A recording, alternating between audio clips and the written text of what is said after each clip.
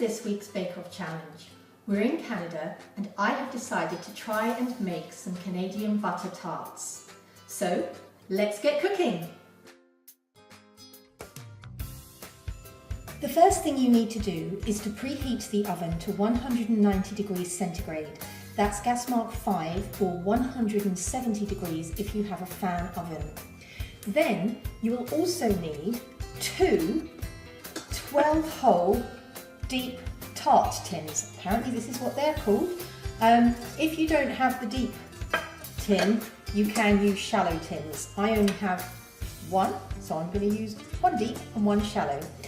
You need to flour your working surface, and then you need to take 375 grams of short crust pastry.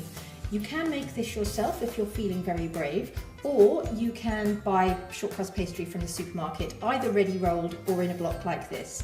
If you use a block, you should take it out of the fridge for at least half an hour before you use it. And if you have the ready rolled version, again, just put it on the floured surface and roll it so it's just a little bit thinner than it comes out of the packet.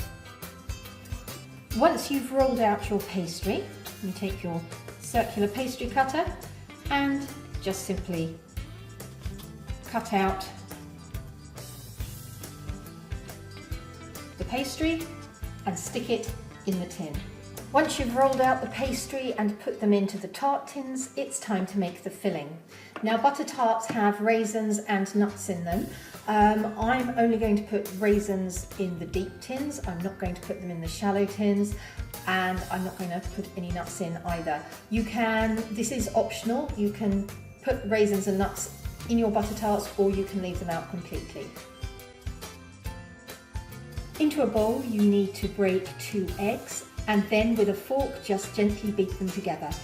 Once you've beaten the eggs, you need to put them into a pan along with 175 grams of light brown sugar, 1 teaspoon of vanilla extract, 50 grams of butter, and 4 tablespoons of single cream.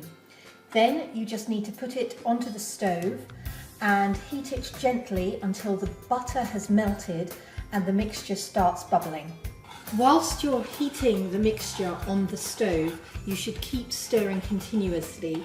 The heat shouldn't be too hot because you don't want the eggs to cook, but it does smell gorgeous.